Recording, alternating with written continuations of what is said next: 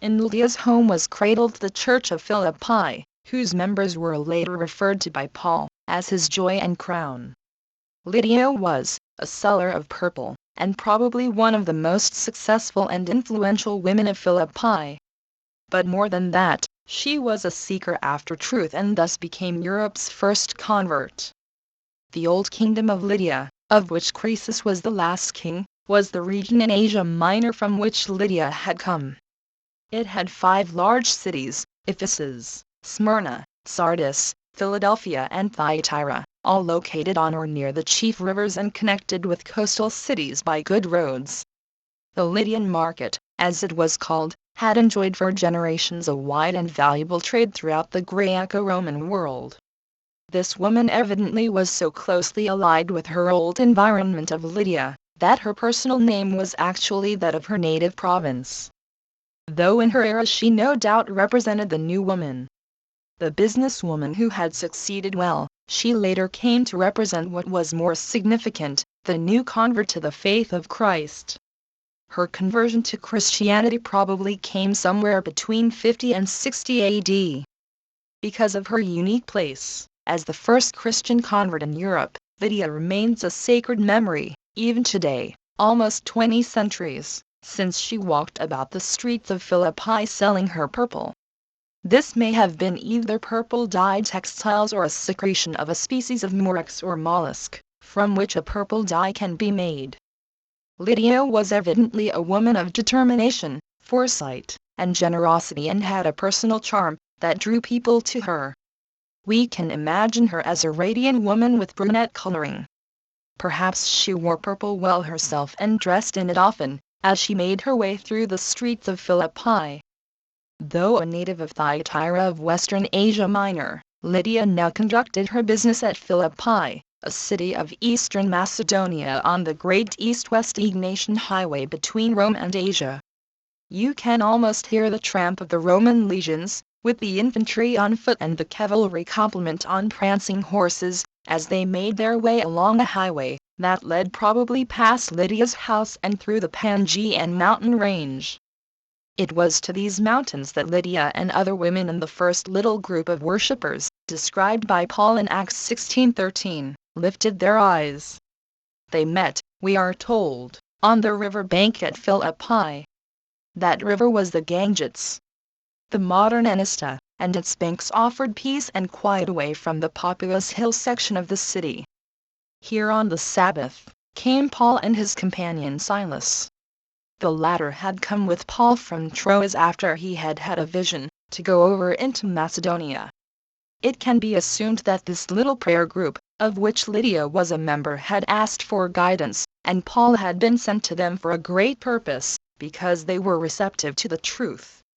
Though small in number, they were strong in the Spirit of God. Paul tells us that he and Silas sat down and spoke to the women gathered there. The outstanding woman among them was this businesswoman Lydia, a Gentile, who worshipped the one God of the Jews, while all about her the Gentiles were worshipping other gods. Because of her great longing to know better the wonders and powers of the one God, Lydia was in this place of prayer on the Sabbath. Next, the writer of this part of Acts, who may have been with Paul in Philippi, tells us that Lydia heard us. She and the other women must have been startled to see 2 strange men appear there by the banks of the river. But they, whose souls thirst for God, saw in the faces of these men a new light.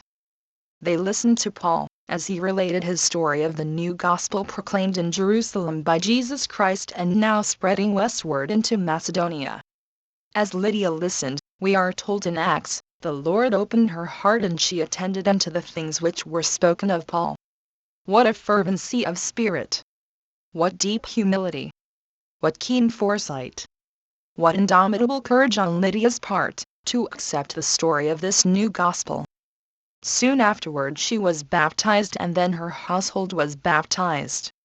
She made her decision to be a true Christian without hesitation. She did not think of how it might affect her business if she accepted this new faith. Her customers of the purple cloth or dye would probably have scoffed at the gospel of Christ, but Lydia did not wait to see. She put Christ first and business afterward, and went forward and was baptized, as were members of her household. We are not told whether these who were baptized were members of her family or those connected with her in business. They may have included both. In any case, they respected the good judgment of Lydia, and were willing to follow her lead, for they recognized in her the ability to choose the right and good course. After the baptism, Lydia humbly spoke to Paul. If you have judged me to be faithful to the Lord, come to my house and stay. Lydia desired with all her heart to know more about the new truth of Christ, and she knew she could receive it best from Paul, who had carried the gospel from Jerusalem into Macedonia. Not only did she invite Paul and Silas to come to her house, but Paul tells us that she constrained us, that is, she overcame their reluctance, and insisted that they share her hospitality.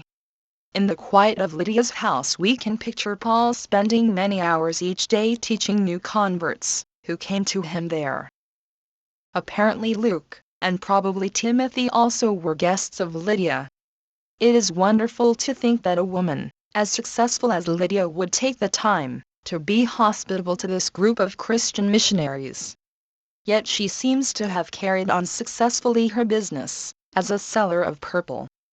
It is interesting to note that the purple was made from the juice of a certain shellfish, and was perfectly white while still in the veins of the fish, but when exposed to the rays of the sun took on many hues, ranging all the way from purple blues to crimson.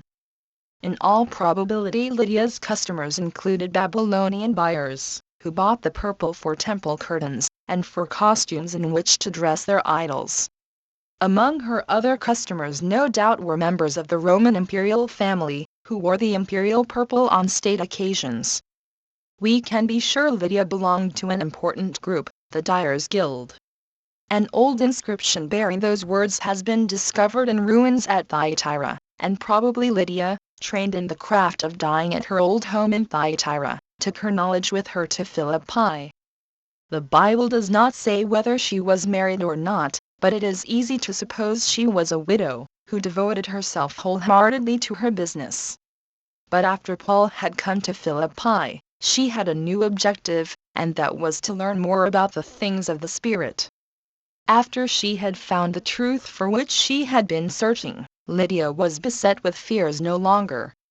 She even opened her doors to Paul and Silas after they came out of prison, where they had been sent when Paul had healed a certain damsel possessed with a spirit of divination. Paul had rescued this demented girl from men who had been exploiting her as a soothsayer for gain.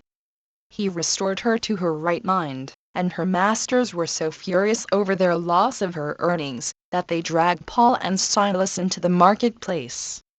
There they lodged a complaint against these new Christians and had them stripped, beaten, and cast into prison. But Paul and Silas, fearless Christians that they were, prayed and sang in prison, and there followed a great earthquake, which opened prison doors, and loosed the hands of all who were imprisoned. At once all the prison doors flew open, and everybody's chains came loose. The keeper of the prison was so moved at these wonders, that he became a convert to the new faith inside the prison walls, before Paul and Silas made their departure. After being released, they headed straight for Lydia's house.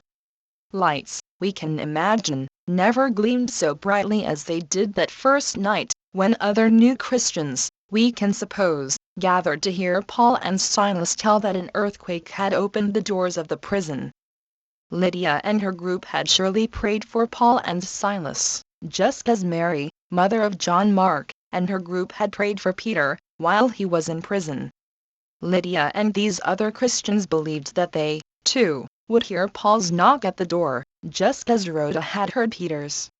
That door of Lydia's house would always be open now to Christians, no matter how great their persecutions. Because her home was a haven for Christians, and because she became a great spiritual leader, who helped Paul spread the Christian gospel, it would never die on these new shores. Later Paul wrote his epistle to the Philippians, who were the same little band Lydia had helped to organize. And he said, I thank my God every time I remember you. In all my prayers for all of you, I always pray with joy, because of your partnership in the gospel from the first day until now. We can hear Lydia's little group rejoicing as they read Paul's exhortation to them. Finally, brothers and sisters, whatever is true, whatever is noble, whatever is right, whatever is pure, whatever is lovely, whatever is admirable, if anything is excellent or praiseworthy, think about such things. We can see them gaining new strength as they read Paul's words. I can do all this through him who gives me strength. These early converts at Philippi would never fear tomorrow so long as they could carry in their hearts another of Paul's messages to them. And my God will meet all your needs according to the riches of his glory in Christ Jesus. We have no doubt that Lydia, the first to be converted, the first to be baptized, the first to open her house at Philippi, was among the most receptive to Paul's epistle to the Philippians. She will ever stand among the immortal women of the Bible. For she picked up that first torch from Paul at Philippi and carried it steadfastly. She was one of many to spread the gospel of Jesus Christ through Europe and then farther and farther westward, and it became brighter as the centuries unfolded.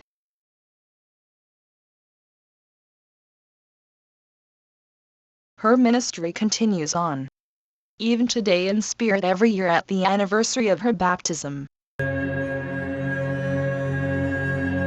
Located 15 kilometers from the city of Kavala and next to the archaeological site of Philippon. There, by the river Zigakti, is the point where the Apostle Paul baptized the first Christians of Europe, Lydia. Every year, in celebration of St. Lydia of Philippicias, on May 20th, Christians are baptized in the same place.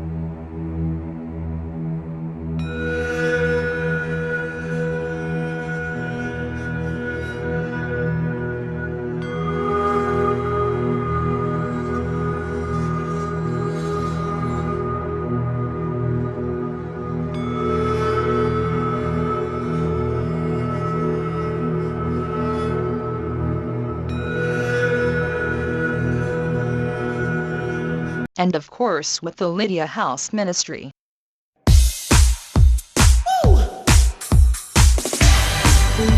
Yeah.